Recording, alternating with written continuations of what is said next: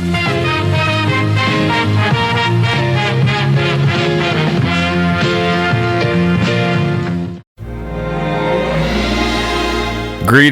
to everyone, and welcome to episode 2 of The Only Kid with a Camera.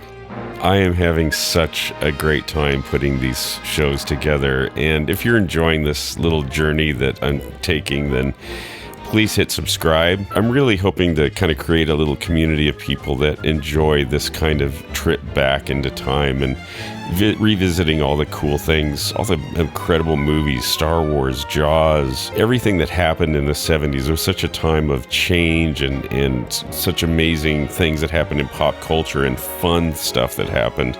So if you're enjoying this, subscribe and we'll move on forward together. So I'm going to pick up from after we went to Glendale, and I did pick up my Darth Vader mask, which was an incredible experience. I put the mask on and basically took the rest of our long family vacation to Disneyland and San Francisco and Hollywood with the Star Wars mask on, with the Darth Vader mask on. At one point, my dad actually said to me, "John, what are you going to do when you grow up? Be a Star Wars?" That's an actual quote from my father. My parents knew I was totally obsessed, and they could see the writing on the wall. So after we did go to Glendale, we ended up going to Hollywood, actually was next.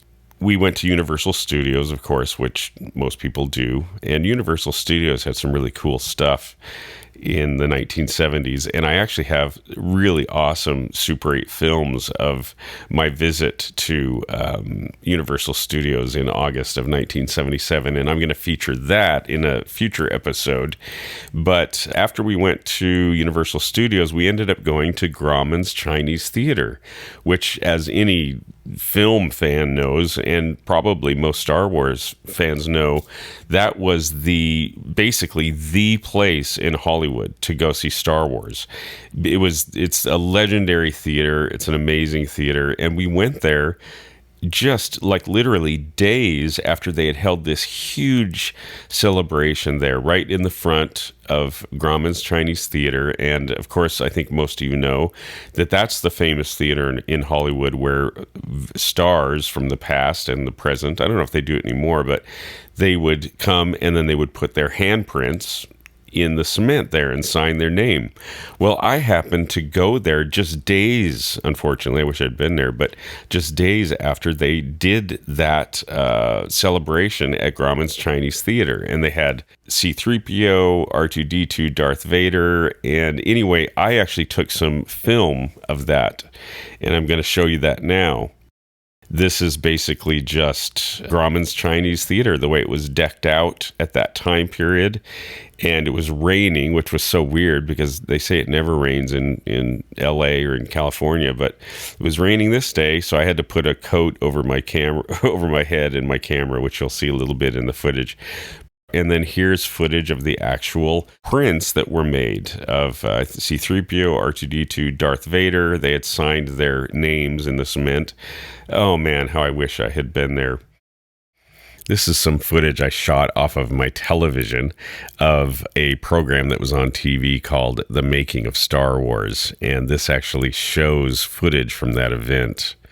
That was a huge, big deal when they started advertising that was going to be on TV, and everyone was so excited because we were going to get to see not only, scenes about the Star Wars phenomenon, but mainly we were going to actually get to see scenes from Star Wars on TV for the first time. I basically just carried on with my Star Wars obsession with my Darth Vader mask on, pretty much anytime I could wear it, including at school. I made this, I think, a really cool costume. It was totally handmade. I made it specifically to wear at school on Halloween. At that time, I was like one of the fat kids in school, and I was ridiculed. I was bullied relentlessly on the school bus. Bullies would every day taunt me and ridicule me. And of course, those guys are losers now, but I don't know what they are now. But anyway, I haven't gotten any calls of apology, which would be kind of cool if they did that. I'm not holding my breath. So, Halloween comes. It's like, okay, I'm going to go and really make an impression at school with my Darth Vader mask, which is just, none of these kids had seen these masks, and they were totally freaked out. And I was like just riding high on all this adulation I was getting for making this costume. So I go to school all day long. People are talking to me, asking me questions, and I was like kind of like the celebrity at school that day. And that was awesome, especially for a kid that was normally getting bullied every day. So anyway, I make it through the day and I'm really feeling great, just really feeling great.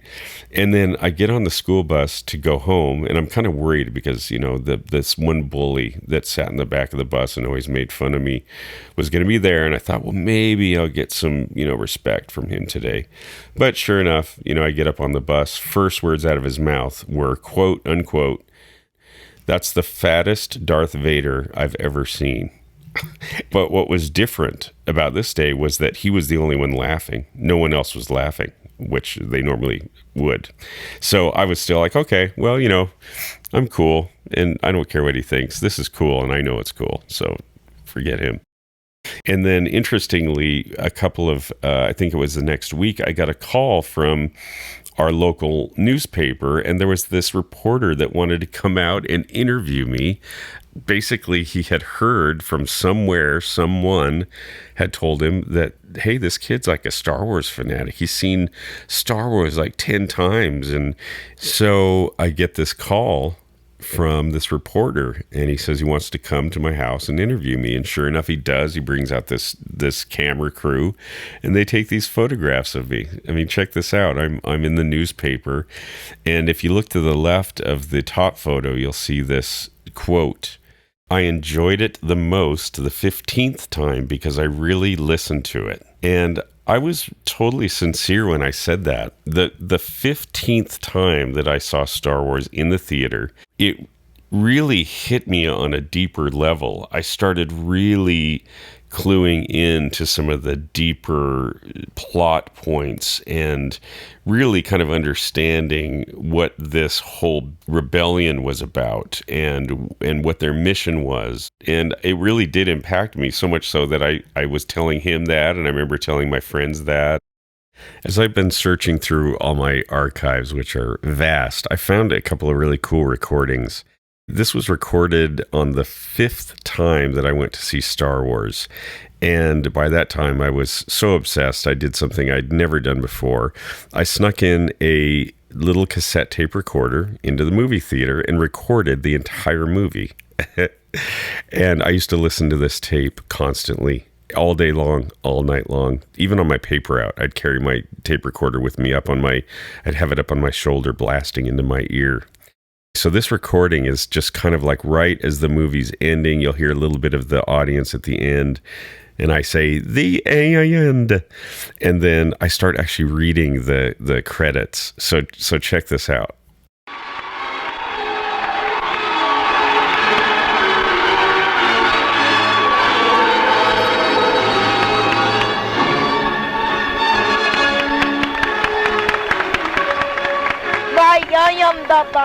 Peter Cushing, Alec Guinness, Anthony Daniels, Kenny Baker, Chewbacca's Peter Mayhew, Darth Vader, David Prowse, Uncle Owen.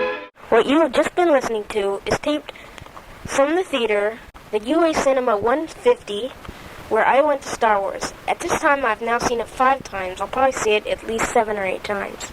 This has got to be the best movie I've ever seen. Within the first year of Star Wars playing, I saw it 40 times, taking a bus to the theater to watch Star Wars as a 13-year-old kid. I think it's ample proof that I was indeed the first Star Wars nerd on the face of the earth. Anyway, I'm really happy to have these recordings. They really capture just what this time was like. Such a neat time when they'd watch this movie, they'd react to every little joke, every little gesture, every little thing that was meant to make us laugh. Everybody laughed, and it was just such a great communal experience. The other recording I found is me. Apparently this was like a promotion or an advertisement for the Star Wars Marvel Comics series. And this is me just reading the little promotional blurb about Star Wars and that Marvel had released this comic book series. 6 years ago, George Lucas, the creator of American Graffiti, began his first draft of the script of a film that is certain to become a milestone in the space fantasy film genre. Thus, it is perhaps appropriate that Marvel Comics is going to take 6 monthly issues of this Star Wars comic magazine to adapt the movie into illustrated form. Anything less than approximately 100 pages would do little to the justice. This is a recording at a science fiction enthusiasts event in Seattle. It was basically for fans of Star Trek, of Star Wars, but really it was because of what was happening in our culture regarding Star Wars. It was a huge event. I mean, it was packed, thousands and thousands of people. And Douglas Trumbull was there representing Close Encounters, but the reason I went is because John Dykstra was there and he spoke, and I recorded all of this. And this is a part in the Q&A section where I asked Douglas Trumbull what he thought in comparing the special effects of Close Encounters to Star Wars.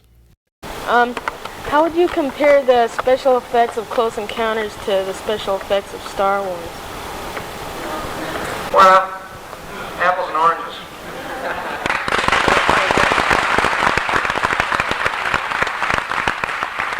I would like to say that I greatly admire the work that was done on Star Wars. A lot of my very best friends worked on that picture for a long time. They really are totally different and not to be compared.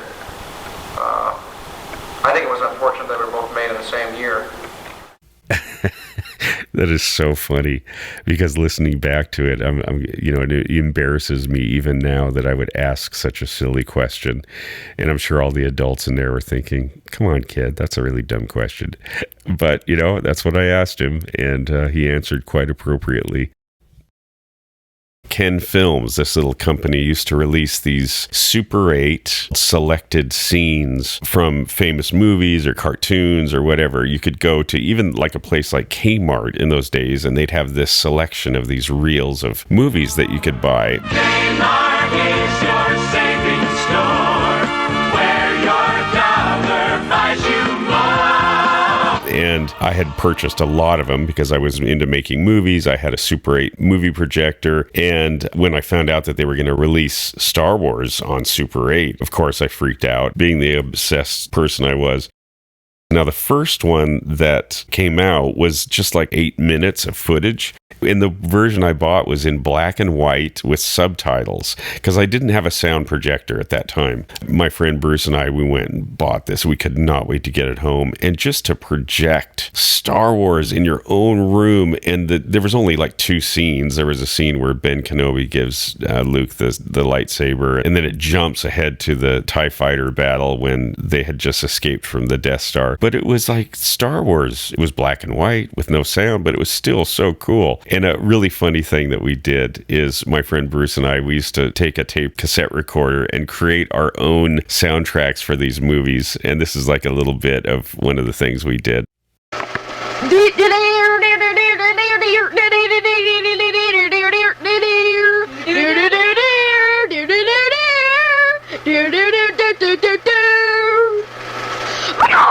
Star Wars! That reminds me, I have something here for you. Your father wanted me to give this to you, but your uncle wouldn't allow it. He thought you might follow old Obi-Wan on some damn fool crusade like your father did. Sir, if you won't be needing me now, I'll close down for the while. No! An elegant weapon. Before the dark times. Before the Empire. How did my father die? A young Jedi named Darth Vader. Who was a pupil of mine until he turned to evil. He murdered and betrayed your father. The Force is something that is in all living things, and it surrounds us. and it makes us tired and sick. Beep, beep, boop, boop, beep, boop, beep, boop, boop. Now let's see if we can figure out what you are, my little friend, and where you came from.